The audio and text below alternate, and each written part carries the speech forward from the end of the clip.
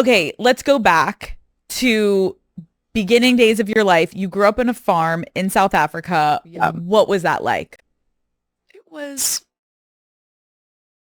it was normal. You know, it's what I knew. It's all of my friends kind of grew up on these small farms. They weren't like these like out of Africa kind of farms. They were called small holdings. We ate off the land and lived off the land. My mom grew she's growing stuff on our farm out in Ojai now. She's like a just a natural farmer, knows everything about fruits and vegetables. So we lived a farm life, but not as isolated as people would imagine a farm life to be. And growing up, you went to a boarding school, right? High school, yeah. If I was to ask your classmates, like, what were you like in high school? What do you think they would say? Oh, that'd be interesting. Okay, let's go back. 19 years old, your Yeah. mom buys you a plane ticket to LA and is like, one way, you're gonna become an actress, go. Yeah. And you land. What the fuck was the plan? Well, I think now you understand a little bit better that she like the next morning she was like, you're going to school. Right. Right. So I was in New York. I was living in somebody's basement. I was there. I did not have, I think I overstayed on a tourist visa. So I was kind of in this no man's land of, I wasn't there legally. I couldn't really dance anymore. I wasn't happy with my life. I felt like my only other option was to go back to South Africa, a country that was in tremendous turmoil at the time, at the brink of civil war breaking out.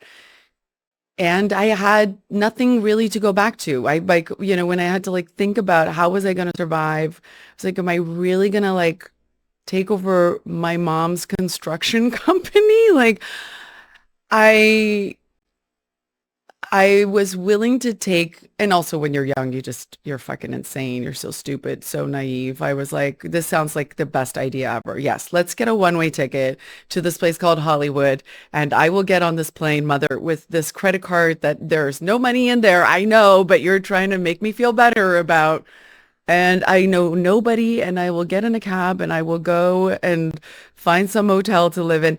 Those were better options than getting on a plane and going back to South Africa for me at that time. So you get there and like, how are you initially making ends meet before you get all Modeling, yeah. So modeling? Okay. modeling was kind of my waitressing job. Okay. 'Cause turns out nobody's really checking your visa. They every once in a while will get you an O1, but they don't really care.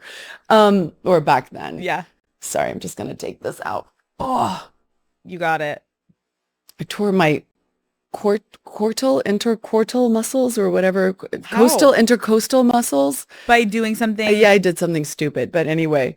Get cozy. So I got here. I didn't know anybody, but modeling was always kind of an income for me. When you started making money, what did you spend your first like big paycheck on? Well, I didn't make any money for a while. I was really like not even like paycheck to paycheck. Mhm. I was like I was waiting for two paychecks to fill in. The first job as a model that I ever got that I remember going to the bank and cashing this check for $75,000, and I can tell you exactly what I wore that day. I can tell you exactly how I felt. I can tell you how I walked to my Ford Escort. Like it's so vivid in my mind because it was a moment of complete freedom. Like it's so hard to explain, but I think women or having financial freedom is something that is so important. And when you don't have it, and then one day you feel like you have it, it's a feeling that you never forget.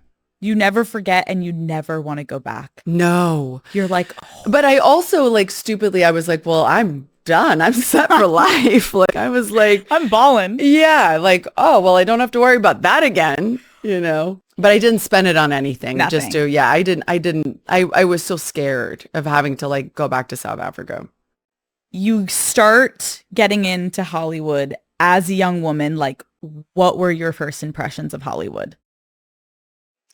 It was confusing, you know, because I didn't have really, I didn't know what it was. So I was kind of like, You have to understand, where I was raised, we had television from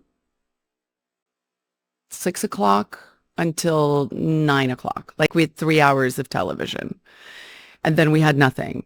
And my access to Hollywood was so limited. We had a magazine that would write about celebrities. That was really the only information that I ever got about celebrities.